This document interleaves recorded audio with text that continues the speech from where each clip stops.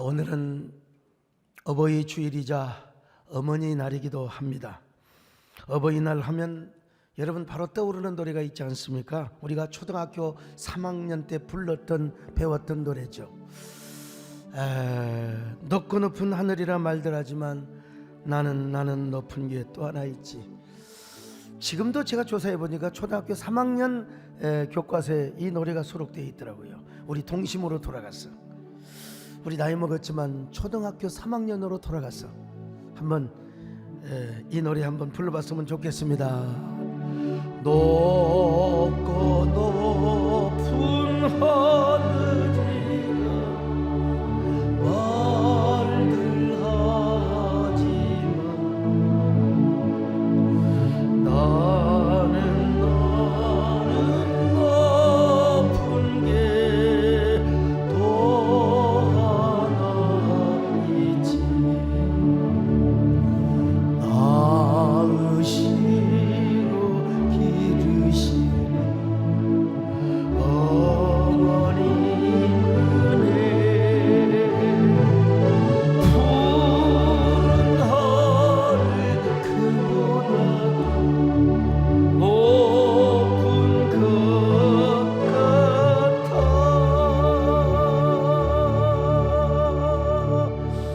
같아. 우리가 분명히 초등학교 때 이 노래 부르면서 효도 교육 받고 자랐지 않습니까? 근데 이 노래를 부르고 또 이런 효도 교육을 받고 자랐는데 요즘 신문 인터넷 보면은 정말 안타까운 이야기들 많이 접하지 않습니까? 세상에 부모님을 내팽개치는 자녀들이 있어요. 이 이야기도 여러분 실제 사실입니다. 어느 분식집의 수요일 오후 3시만 되면 견우와 직녀가 만나듯이 할아버지와 할머니가 와서 만두를 아주 사이좋게 드시는 거예요. 두 분이 얼마나 사이가 좋든지 하나 남으면 이걸 서로 권하고 저걸 서로 권하고 말이죠. 그래서 분식집 주인이 포기가 민망해서 만두를 한두 개 더 갖다 주기도 하고 서비스를 했다는 것입니다. 그렇게 짧지 않는 세월 동안 할머니와 할아버지가 다정하게 오셔서 그 모습을 보인 거예요. 이 분식집 주인은 저 양반들이 부부가 맞나 아니면 늙어서 바람을 피우나. 근데 어느 날은 할머니가 안색이 아주 몹시 안 좋다라는 것입니다. 그런 할머니를 바라보고 할아버지는 너무너무 안타까우며 막 등을 쓰다듬어 주시고 만두를 권하는데 만두도 못 먹고 그날은 눈물만 흘리다가 할아버지가 할머니 허리를 싹 감고 바깥으로 나가시더라는 겁니다. 슬픈 영화의 한 장면처럼. 그러더니 그때부터 발길이 끊기더라는 겁니다. 이상하게 2달 이상 동안 전혀 할머니 할아버지의 모습이 보이질 않아요. 근데 이상하게 생각하고 있었던 2달이 지나서 할아버지가 혼자 와서 만두를 시켰어요. 분식집 주인이 할아버지에게 조심스럽게 물어봤습니다. 할아버지, 함께 오시던 할머니 부부 맞아요? 그러니까 이 사람아 이 나이 먹어서 무슨 할망구를 사귀겠는가.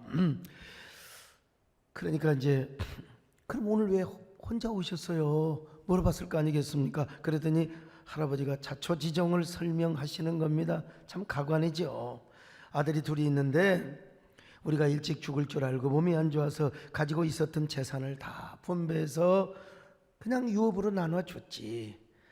하나들은 목동에 살고 하나들은 수원에 살았어. 근데 형제가 서로 다투더라고. 어떻게 해서 어떻게 우리가 부모님을 다 모시겠느냐고. 큰아들은 큰아들대로, 작은아들은 작은아들대로. 여러분 1년 모셨다가 1년 이리 가고 저리 가고 그러면 되지 않겠습니까? 그런데 요놈들이 말이죠, 우리 한 사람씩만 모시자고. 그래서 목동에 사는 놈은 아버지를 모시고 수원에 사는 놈은 어머니를 모셨다는 것입니다. 그래서 이제 매주 수요일날 분식집에 가서 만나기로 한 겁니다. 이런 사연이 있어서 그 분식점에서 일주일에 한 번씩 만나니까 그렇게 사이가 좋고 다정하게 보였던 것입니다. 근데 어느 날 할머니가 아프기 시작한 거예요. 병원에 가보니까 세상에 의사 선생님으로부터 이제 얼마 안 남았다는 사망 선고를 받았습니다. 그런 사연 때문에 할머니와 할아버지는 그날 만두도 못 먹고 슬피 울면서 그냥 할아버지가 할머니 어깨동무를 하며 슬프게 영화의 한 장처럼 그냥 나갔던 거예요. 그래서 할머니 병간호를 하고 장례식을 치르느라 이제 오셨다는 것입니다. 그리고 앞으로는 분식집에도 자주 못 올 것이고 나의 소원은 뭐냐? 어서 빨리 할머니 곁으로 가는 거라는 거예요. 그러면서 눈시울을 적시더라는 겁니다. 여러분, 얼마나 안타까운 이야기입니까? 저는 이런 사연을 읽다 보니까 옛날에 무슨 얘기가 생각을 하느냐? 어렸을 때 배웠던 고래장 이야기가 생각이 나더라고요. 고래장 이야기. 요즘 와서는 고래장의 역사 팩트가 고고학적으로 증거가 없다 그렇게 주장하는 학설들이 더 지배적입니다만은, 고래장의 설화는 우리나라뿐만 있는 게 아니에요. 일본도 있고 하여간 중국도 있고요. 못 사는 시대에 그런 일들이 조금 있었던 것 같아요. 사실 저희들이 중고등학교를 다니면서 배웠던 그 고래장은 팩트였습니다. 고래장이 있었다고 우리는 공부를 했어요. 아무튼 이거 팩트냐 설화냐를 떠나서 고려장의 이야기를 중심으로 엮은 노래가 있습니다. 대한민국의 유명한 소리꾼 장사익 선생님이 부른 꽃구경이라고 한 노래가 있습니다. 이 노래는요, 언제 들어도 눈시울을 쳤게 하는 노래입니다. 우리 한국 특유의 한의 감성을 섞은 이러한 노래로 부르니까 이 노래는 진짜 장사익 씨가 오셔가지고 이 노래 부르면 아마 다 통곡을 하며 우실 것입니다. 어머니 꽃구경 가요, 제 등에 업히어 꽃구경 가요. 이렇게 해서 이제 시작하고요. 세상이 온통 쭉 갑니다. 어머니는 좋아라고 아들들에게 업혔네. 마을을 지나고 산길을 지나고 산자락에 휘감겨 숲이 쭉 길어지자 어머니 말씀하시기를, 아이고머니라. 어머니는 그만 말을 잃더니 여러분, 꽃구경 봄구경 눈 감아 버리더니 한 움큼씩 한 움큼씩 솔잎을 따서 솔잎을 따가지고 말이죠, 가는 길 뒤에다가 뿌리며 가는 겁니다. 여러분, 아들 녀석이 그 모습을 보더니 어머니한테 소리를 질러요. 어머니 지금 뭐 하신대요? 아, 솔잎은 뿌려서 뭐 하신대요? 장사익 씨가 충청도 분이라 뭐 하신대요? 여러분, 그러자 이제 어머니가 뭐라고 노래합니까? 아들아 아들아 내 아들아, 너 혼자 내려갈 일 걱정이구나. 길 잃고 헤매일까 걱정이구나. 이게 이제 어머니 마음이요. 길 잃고 헤매일까 걱정이고. 아유, 슬픈 얘기요. 나도 여러분 참 눈물이 납니다. 가슴이 미어지고. 여러분, 하나님 다음으로 이 땅에 가장 큰 은혜를 베풀어 준 분이 누굽니까? 우리의 부모님이시죠. 제가 월요일 저녁에요, 전라남도 영광에서 잤어요. 근데 호텔 마당에 그 길고양이 한 마리가 하면서 따라오는 거예요. 얼른 딱 보니까 새끼뱀 암 고양이입니다. 근데 순간 저와 고양이의 눈동자가 탁 마주쳤어요. 제가 보니까 고양이가 너무 배가 고파서 뱃속에 있는 아이, 이게 암 고양이가 새끼를 뱉거든요. 그래서 지 새끼 살려달라고 눈빛으로 나를 아주 애잔하게 바라보는 것 같아요. 그래서 아까 우리 그 주인 식당 사장님이 싸준 거 있잖아. 여러분, 그 식당이 예수 믿는 집이요, 집사님 집이어서 저 저녁에 출출하면 아니면 내일 아침에 먹으라고 갈비를 싹 구워가지고 여러분 또 플라스틱통으로 하나 줬어요. 그거 빨리 가져와. 그리고 갈비를 하나 던져줬더니 세상에 고양이가 아이고 땡큐 굿 하면서 냥 하면서 얼마나 잘 먹는지 몰라요. 여러분, 이 길고양이는 사람이 오면 도망가야 됩니다. 이 길고양이가 온갖 위험을 무릅쓰고 저에게 찾아와서 먹이를 구하는 이유는 딱 하나입니다. 지 새끼, 지 안에 있는 애새끼, 고양이 새끼를 먹여 살리려고 그랬던 것입니다. 그래서 제가 통에 있는 갈비를 하나도 남김없이 제가 다 줬어요. 국물까지 다 부어줬습니다. 여러분, 수행하는 비서들이 목사님 드셔야지요. 아니야, 하나도 남김없이 제가 다 주기를 잘했지요. 여러분, 자, 이런 길고양이를 길냥이라고 한답니다. 길냥이. 저는 그 길냥이에게 얼마나 큰 감동을 받았는지 몰라요. 그 길냥이가 음식을 달라고 애처롭기도 하고 정말 말 못할 고양이가 모성애의 눈빛이 느껴졌어요. 야, 사람 그 길냥이가요, 사람 보는 눈이 있더구만. 그 옆에 저 수행하는 기사들, 우리 서광수 장로님도 송원윤 장로님도 같이 가셨는데 장로님들 안 따라가요. 여러분, 고양이건 사람이건요, 사람 보는 안목이 있어야 됩니다. 나한테 따라오잖아요. 그래서 제가 그 음식을 주었던 것입니다. 그리고 저는 그 길고양이의 모성애를 충족시켜 줬다는 점에서 저는, 야, 그날 갈비 내가 먹지 않았어도 얼마나 보람스러웠는지 몰라요. 이런 얘기를 들으면, 아하, 반려견 키운 사람들, 반려묘 키운 사람들, 여러분, 저를 좀 굉장히 따뜻한 마음으로 바라보게 될 것입니다. 여러분, 짐승도 그렇다면 하물며 우리들의 어머니이겠습니까? 여러분, 우리 어머니의 은혜를 한번 생각해 보세요. 어머니의 은혜는 어머니의 생명이 핏줄로 탯줄로 이어져 가지고 세상에, 여러분, 한 생명으로 한 핏줄로 이어지는 사랑이었습니다. 어머니는 아이를 낳는 순간 수천 번 이상의 젖을 주고 기저귀를 갈아줍니다. 그러나 그때마다 한 번도 불평한 적이 없습니다. 그리고 모든 것을 무조건 나누어 줍니다. 아무 조건 없이 모든 사랑, 모든 희생을 주시는 분이요, 그런 의미에서 이 세상에서 하나님 다음으로 우리에게 은혜와 사랑을 베풀어 주신 분이 누구냐? 우리의 부모님이세요. 특별히 어머니요, 어머니.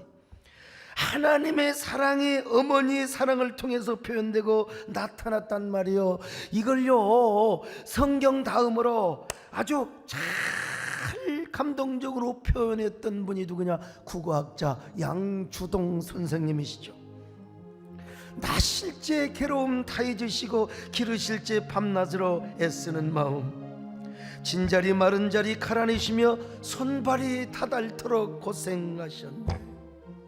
하늘 아래 그 무엇이 높다리요. 여러분, 이런 가사에 이응열 선생님이 사무치는 멜로디를 붙였습니다. 그러니 우리의 가슴, 이 노래 들을 때마다 가슴이 정말 민망스럽고 사무칠 수밖에요. 여러분, 이 노래를 언제 들어도 누가 들어도 누가 생각이 나요? 어머니가 생각이 나는 겁니다. 매년 어버이 주일에 듣고 또 들어도 여러분 또 어머니 생각이 나고 가슴이 울렁거리며 부모님이 생각이 나는 거예요. 자식이 들어도 감동이 되고 부모님이 들어도 감동이 되고. 여러분, 정말 이 노래를 누가 제일 잘 하느냐? 우리 박주옥 음악 목사님이 제일 잘 표현하는 것 같아요. 그래서 올해도 박주옥 목사님을 시켰습니다. 한번 들어보시죠. 나 실제 괴로움 다 잊으시고 기르실제 밤낮으로 애쓰는 마음,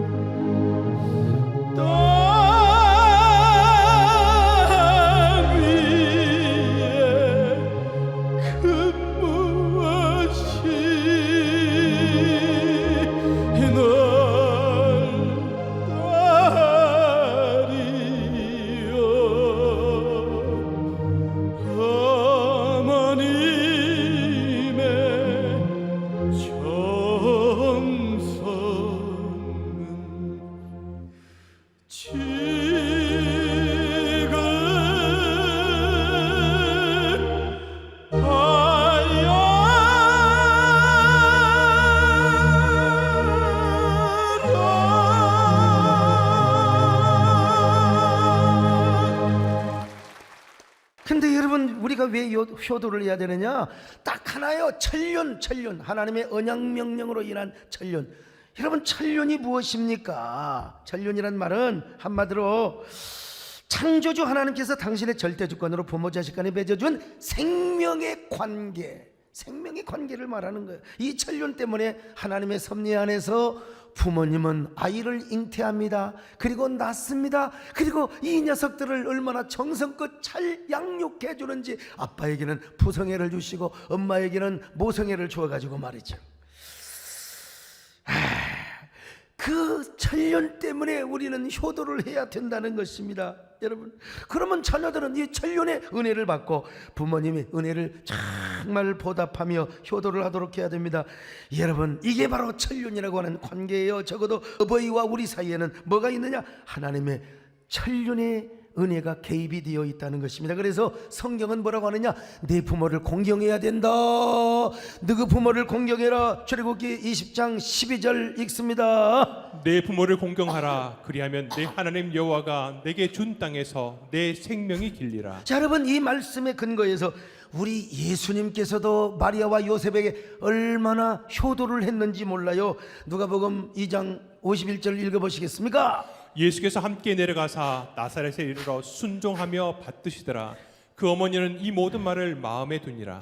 뿐만 아니라 사도 바울은 예수님의 이 행동을 바라보면서 우리도 예수 그리스도 안에서 부모님을 공경해야 된다. 에베소 6장 1절입니다. 시작. 자녀들아, 주 안에서 너희 부모에게 순종하라. 이것이 옳으니라. 그래서 구약에서는요, 불순종하는 놈들은 돌로 쳐서 죽이라.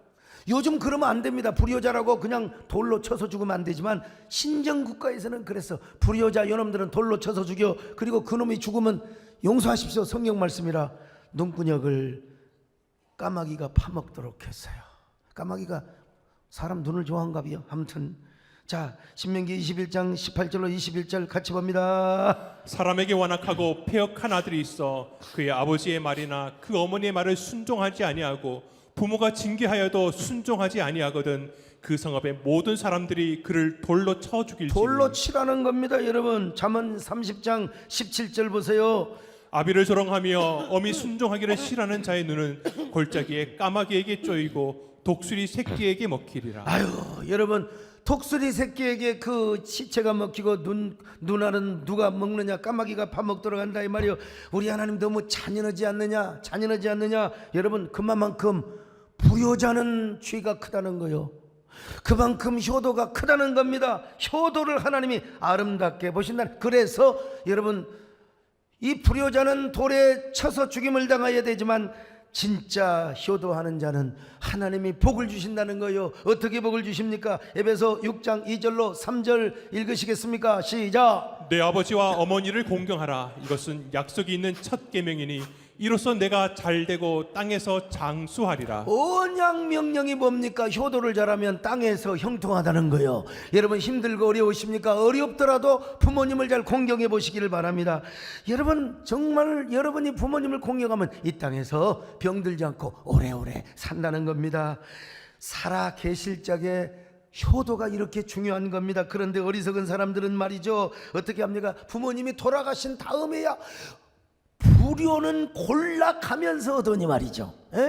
돌아가신 다음이야 부모님을 섬긴다고 그제야 그냥 명태 대가리 할 것 없이 다 제사를 지내는 사람들입니다. 여러분, 이게 성경은 어리석은 사람들이라고.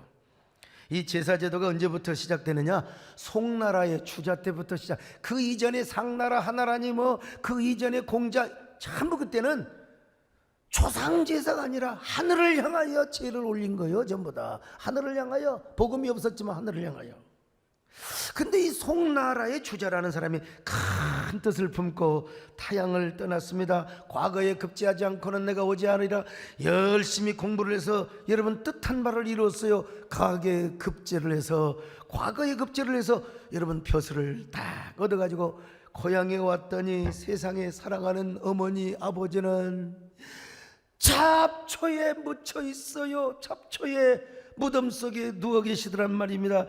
그래서 주자가 부모님의 무덤 앞에 가서 그냥 불러봐도 울어봐도 그냥 통곡하며 그냥 애통을 했어요.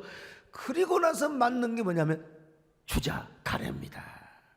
제사제도가 여기서부터 와서 일종의 보상심리라고 할까요? 심리학적으로 볼 때, 성경적으로 볼 때는 아주 어리석은 일이지요. 우리나라도 옛날에 60년대 70년대 대부분 고향을 떠나 타향으로 왔습니다. 그냥 몸뚱이만 올라오지 뭐 전답을 팔아가지고 오냔 말이요. 그래가지고 여러분 타향살이가 녹록합니까? 서는 사람도 있지만 그 나쁜 사람들이 말이요 그냥 투자하자고 해가지고 망해가지고 그 망한 그 시골에 얼마나 문전억답을 팔아가지고 올라왔으니 그 망한 모습으로 어떻게 부모님을 뵙니까? 기계 분팔이 하면서 공장에서 일을 하면서 돈을 모아서 내가 성공해서 어머니 아버지를 뵙겠다고. 여러분 근데 그게 뜻대로 되느냐 이 말이요. 세월이 흘러서 고향에 왔더니 세상에 사랑하는 어머니 사랑하는 아버지는 무덤 속에 묻혀 있어요. 그래서 불효자는 웁니다라는 말이 노래가 나온 것입니다. 그 불효자는 무덤 앞에 가서 땅을 치고 통곡을 하고 하늘이 사모치도록 울 수밖에 없는 거예요. 불러봐도 울어봐도 못 오실 어머님, 원통에 불러보고 땅을 치며 통곡해요. 다시 못 올 어머니여, 불초한 이 자식은 생전에 지은 죄를 엎드려 봅니다. 예, 이런 배경에서 이런 노래도 나왔다는 것입니다. 제가 그냥 지나갈 수는 없고요.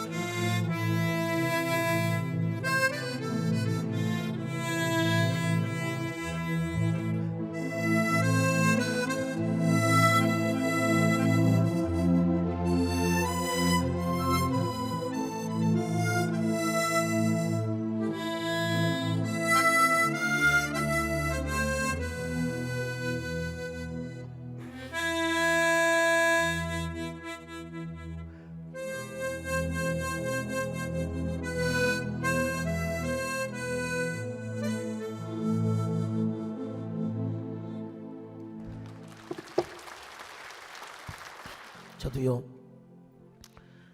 몇 년 동안 한국교회 섬긴다고 진짜 고향 갈 시간이 없었어요. 고향 못 갔어요. 그 전주에 집회를 만들어 놓고 고향 들리려고 했는데 또 다음 날 또 대구에 일정이 있어가지고 바로 또 밤새 대구로 갔어요. 못 갔습니다. 이게 작년에 저를 대신해서 집사람이 부모님 묘지를 다녀왔는데 묘지를 가보니까 멧돼지가 막 그냥 무덤 밑에를 파해가지고 말이요, 이 불효자식들이 그 주인 없는 무덤처럼 보이더라는 거요. 그래서 저한테 얘기를 하기를, 그래서 올봄에 무덤 둘레를 돌로 다 두르고요 새롭게 탄장을 했습니다. 우리는 제사 지내지 않지만 꽃다발을 헌화하기 위하여 폼나게 만들었습니다. 묘역을 단장할 때도 저는 바빠서 못 내려갔습니다. 그냥 돈만 내려 보냈죠. 그랬더니 또 소광석 담임 목사가 저거 만들었다고 또 돌에 새겨놨더라고. 이번에 가서 봤어요. 우리 교인들과 함께 남은 춘향제에 갔던 차에 저는 또 흩어져서 미아가 되어가지고 부모님의 묘소를 찾아가서 집사람과 함께 헌화를 하였습니다.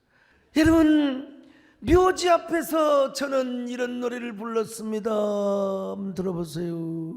만나보자 저기 배는 저천공문에.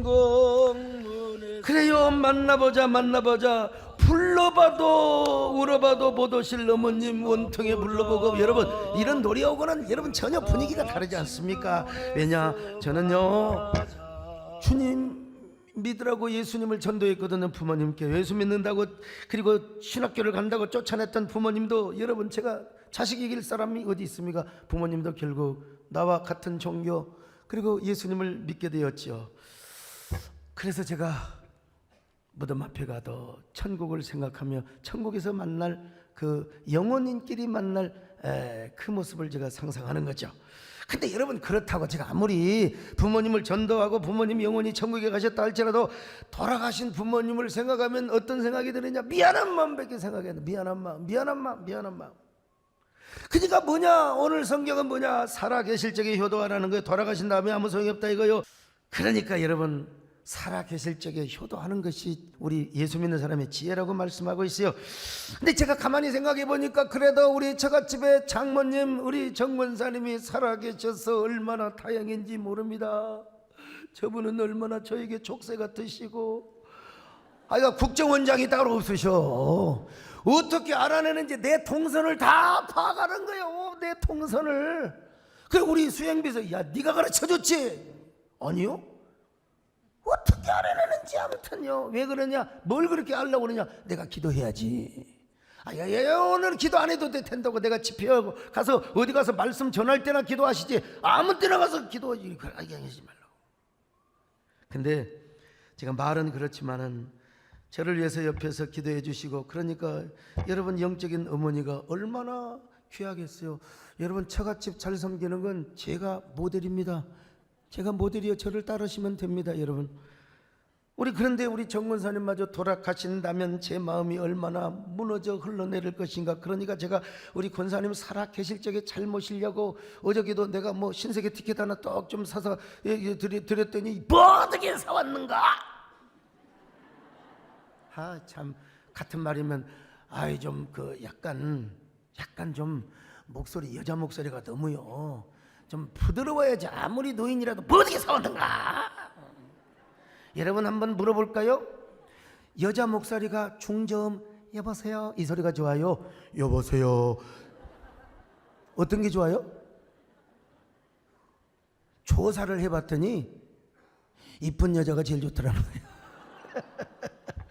어쨌든 우리 권사님 그렇게 큰 소리 치시면 안 돼요. 근데 살아 계시니까 얼마나 감사합니까? 여러분도 부모님 살아 계실 적에 효도하시기를 주의 이름으로 축원합니다. 오늘 설교 제목을 그래서 미고사라, 미고사 효도라고 정했습니다. 우리가 부모님을 생각하면요, 먼저 미안한 마음이 들어야 돼. 미안한 마음, 그리고 고마운 마음이 들어야 돼요. 그리고 사랑하는 마음이 들어야 돼요. 오늘 미고사 효도입니다. 어떻게 해야 우리는 미고사 효도를 잘할 수 있을까요? 첫째로 주 안에서 부모님께 미안한 마음을 갖고 효도해야 됩니다. 미안한 마음을 갖고. 자, 에베소 6장 1절을 읽습니다. 자녀들아, 주 안에서 너희 부모에게 순종하라. 이것이 옳으니라. 야, 순종하라. 근데 여러분, 순종을 다 했어야 못했지. 나도 우리 어머니 아버지에게 순종을 얼마나 안 했는지, 얼마나 순종을 안 했는지. 그렇다고 여러분, 하나님이 부르니까 저는 제 길을 가야 되지만 미안한 마음을 가지고 여러분 순종하는 효도를 할 수 있기를 바랍니다. 두 번째는 뭐냐? 부모님께 고마워하는 마음으로 부모님을 존귀하게 여겨야 돼요. 잠언 23장 22절을 보시겠어요? 너를 낳은 아비에게 청종하고 내 늙은 어미를 경히 여기지 말지니라. 여러분, 저도요, 제가 지금 보면은 거의 인생의 최전성기인 것 같아요. 귀가 먹었나? 무슨 센스가 없나? 그리고 무슨 제가 뭐 건강이 없나? 맨날 설교할 때 그냥 여러분들 앞에서 여러분 죄송합니다, 하나님은 여러분 사랑하십니다. 그럼 이게 좀 얼마나 안타깝겠어요.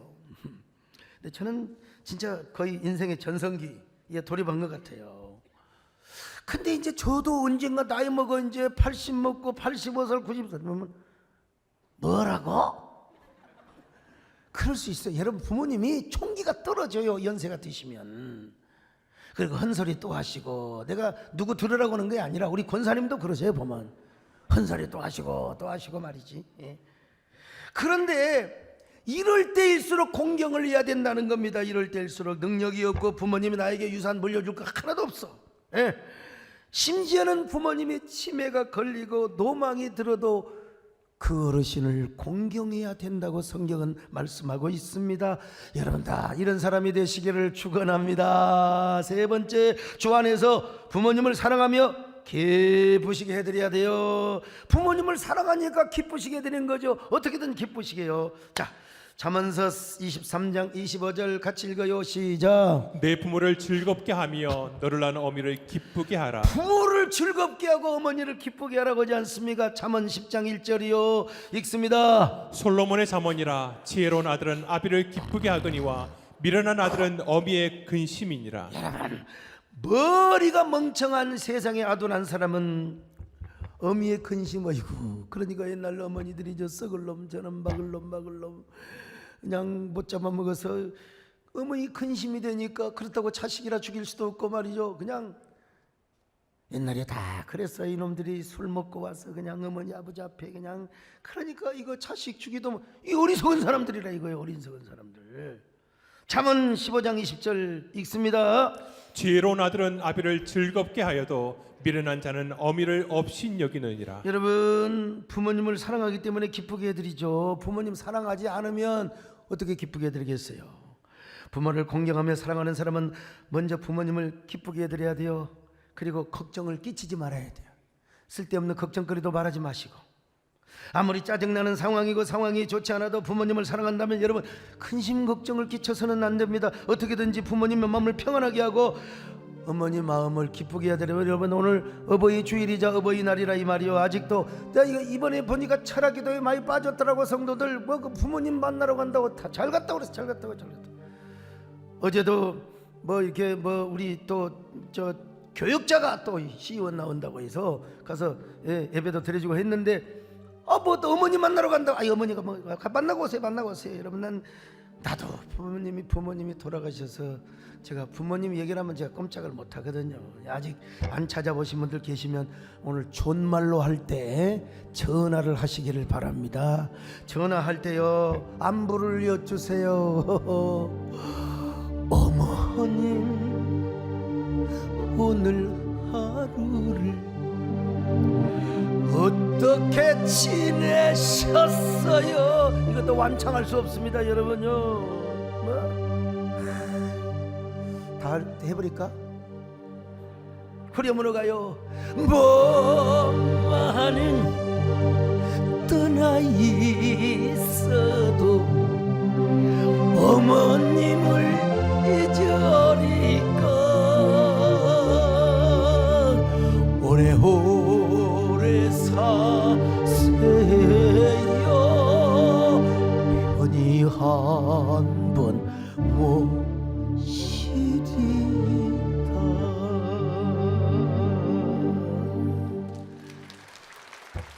근데 여러분 박수 치지 마요. 말로만, 올해는 말로만 때우면 되겠구나. 천만의 말씀, 말로만 때우지 마시고 용돈을 보내셔야 합니다. 용돈을 보내셔야 돼요. 여러분, 용돈 아니면 선물을 보내주세요. 우리 교회는 어버이 주일이 오면 70세 이상 되시는 어르신께는 항상 매년마다 선물을 드립니다.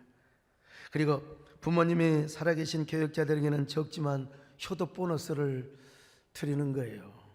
교회가 넉넉해서가 아닙니다. 그냥 효도하라고. 우리 교육자들, 혹시 성도들 가운데 요즘 목사님 저 진짜 몇만 원 더 힘듭니다. 그러면 오늘 저희 집사람이나 교구 교육자에게 얘기해서 오늘 이불 그냥 하나 갖고 가서 어머니 보내드리세요. 아버지 보내드리세요. 뭐 모자라면 또 다음에 또 주문하면 되는 거니까. 근데 제가 여러분 진짜 부탁드립니다. 문자는 조심해야 돼요. 꼭 전화로 하는 게 좋습니다. 문자, 이거 알량한 문자. 어느 교회에서 어버이 주일에 목사님이 설교를 하시다가 핸드폰을 다 꺼내라고 하고 핸드폰 꺼내요. 네. 그래가지고 오늘 이름 수천 명이 지금 함께 이 예배에 함께 하고 있습니다만은 온라인으로. 근데 핸드폰을 꺼내서 부모님께 효도 문자를 보내라고 했어요. 어느 며느리가 시아버지 시어머니에게 다음과 같은 내용의 글을 보냈습니다. 어머님 아버님 정말 오래 사세요. 이렇게 보낸다는 게 오타를 쳐버렸어. 시오자가 니은자가 되어가지고 뭐라고 하냐, 어머님 아버님 정말 오래도 사시네요. 오래오래 사네요 그 말입니다. 오래오래 사네요. 그러자 여러분 시어머니로부터 어떤 단문이 온 줄 아십니까? 오냐 너보다는 오래 살아야지. 그런가 하면 이런 이야기도 있습니다. 어느 며느리가 명절을 맞이하여 시어머니의 간섭에 너무 스트레스를 받다 보니까 이런 보내지 말아야 할 문자를 보내서 며느리들 오늘 잘 들으세요. 어머님 보세요. 우리는 당신들의 기쁨조가 아닙니다. 나이 들면 외로울 줄 알아야지요. 그래야 성숙한 사람이고요. 자식 손자 며느리에게서 인생의 위안이나 기쁨 아니 따위를 구하려고 하지 말고 외로움은 노인정에 가서 푸세요. 죽을 땐 다 누구나 혼자입니다. 그 나이에는 외로움을 풀어줄 줄 아는 사람이 아름다운 사람이고 나이 들어서 젊은이 같이 살려고 하는 노인들은 주책바가지요. 어리석은 사람입니다. 마음만은 청춘이고 어쩌고 저쩌고 이런 말씀 좀 하지 마세요. 나이 들어서 마음이 청춘이면 주책바가지 뜹니다. 늙으면 말도 조심하시고 정신이 쇠약해 판단도 줄어드니 남의 일에 혼수 끼는 것도 삼가하셔야 됩니다. 나이가 든다는 건 자신의 삶이 소멸되어 간다는 것을 깨달으시고 조용히 물러서는 법도 좀 배우세요. 그리고 전화를 몇 개월에 한 번을 하든 1년에 한 번 하든 아니 영영을 하든 그게 무슨 중요한 일입니까? 그것 가지고 애 아빠 좀 그만 괴롭히세요. 이번 명절엔 몰디브로 가족 여행이나 가니 그리 하세요. 며느리가 이렇게 보냈어요. 싸가지. 이런 싸가지가 어디가 있어. 그러자 시어머니가 며느리에게 이렇게 답장을 합니다. 여러분 이제 자막도 나오니까 잘 봐야 돼요. 고맙다 며느라야. 형편도 어려울 텐데 이렇게 큰돈 10만 원씩이나 보내고 이번 설에 내려오면 선산 판 거 90억 원 하고 여기 앞에 도론한 거 보상받은 거 60억 원 합해서 150억 원을 삼남매에게 나누어 주려고 했더니 바쁘면 어쩔 수 없지. 뭐 어쩌겠냐. 둘째하고 막내딸에게 반반씩 나눠주고 말란다. 내가 살면 얼마나 살겠니. 여행이나 잘 다녀와라. 명절은 우리끼리 지내마. 폭망이야 폭망. 그래서 며느리가 그제 뭐라고 말하는 줄 알면 부랴부랴 막 답장을 합니다. 헐. 사랑하고 존경하는 어머니, 세상의 친정어머님한테 보낸 문자가 잘못 갔네요. 이런 망할 놈의 정신. 요요. 친정에는 몰디브 간다고 하고서 설 연휴 내내 시댁집에서 있으려고 했거든요. 헤헤.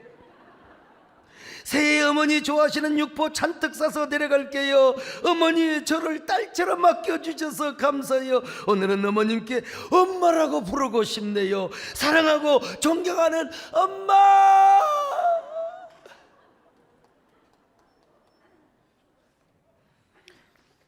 그러자 시어머니가 뭐라고 단문 보낸 줄 아세요? 또 여러분 잘 보세요. 이게 자막 나옵니다. 사랑하는 내 며느라기야, 엄마라고 불러줘서 눈물나게 고마운데 이걸 어떡하면 좋으냐. 내가 그만 돈이 나빠서 10,000원을 친다는 게 억원으로 오타를 쳐버렸구나. 선산 판 거 90만 원, 보상받은 거 60만 원 합해서 합계 150만 원이다. 이 돈으로 명절 쉬려고 장봐놨다 얼른 와서 음식 만들어다오. 사랑하는 내 딸아, 난 너뿐이다. 네가 있어서 노후가 정말 행복하구나. 여러분 이게 참 웃지만 얼마나 큰 비극입니까? 며느리는 폭망, 이걸 가리켜 젊은이들 말 맞더라 이생망이에요. 이생망. 그래서 여러분 성경은 진정성을 가지고 부모님 살아계실 적에 효도를 하라고 한 겁니다. 하나님께서 이 땅에서 반드시 형통하게 하시고 장수하게 하신다고 약속을 하셨어요. 자, 오늘 본문 6장 2절로 3절 읽습니다. 내 아버지와 어머니를 공경하라. 이것은 약속이 있는 첫 계명이니 이로써 내가 잘되고 땅에서 장수하리라. 효도하면 장수 안 나는 겁니다. 여러분 오래 살고 싶으면 효도하세요. 그리고 물질에 복 받으려면 효도하시기를 바랍니다.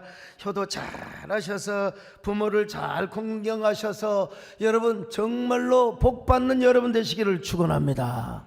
마지막 한 가지 더 해요. 마지막으로 영적인 부모에게 효도해야 됩니다. 육신의 부모만 효도가 아니요. 마르틴 루터는 뭐라고 말했습니까? 첫째는 육신의 부모요, 둘째는 영적인 부모. 그래서 천주교에서는 목사님이라고 하는 거예요. 파더, 신부라고 해요. 또 하나는 뭐냐? 우리의 영원한 부모님 하나님을 이야기한다는 겁니다. 하나님을 잘 섬겨야 돼. 오늘 여러분 육신의 부모뿐만 아니라 영적인 부모도 잘 섬기시고, 이게 하나님의 약속 있는 명령입니다. 그렇게 할 때 우리가 이제 미고사의 효도를 할 수가 있는 거예요. 하나님께서 여러분들에게 복을 주시는 겁니다. 병들어도 다 낫게 해주세요. 지극히 효성이 짙으면 옛말에 그런 얘기들이 많지 않습니까? 성경도 마찬가지입니다. 부모님께 여러분 미안한 마음을 가지고, 고마운 마음을 가지고, 그리고 사랑하는 마음을 가지고 효도하세요. 그럴 때 여러분들이 복을 받습니다. 형통하며 승승장구하고 또 뭡니까? 아주 장수하는 축복을 받습니다. 그런 사람이 되시기를 축원합니다. 주님 명령 불순종하며 불효입니다. 불효하며 살아왔네. 내 고집대로 불순종하며 불효입니다. 불효하며 살아왔네. 아버지여, 철없는 정을 용서하여 주옵소서. 여러 명령에 순종하면서 주를 위해서 가슴에 손을 얹고, 아버지여 불의한 정을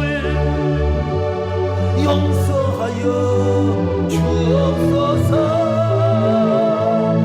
여러 명령에 순종하면서 주를 위해서 렵니다.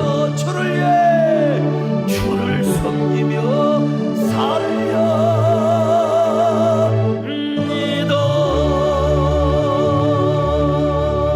하나님, 나는 어떤 사람입니까? 나는 얼마나 효도를 하며 하나님 말씀에 순종한 사람이었습니까? 우리에게 다시 한번 부모 공경에 대한 말씀으로 우리의 골수를 때리며 우리 마음을 뉘우치게 하심을 감사합니다. 이제 얼마나 부모님이 사시겠습니까? 사신 부모님들을 잘 섬기는 저희들 되게 하여 주옵소서. 예수님의 이름으로 기도 올리옵나이다. 아멘.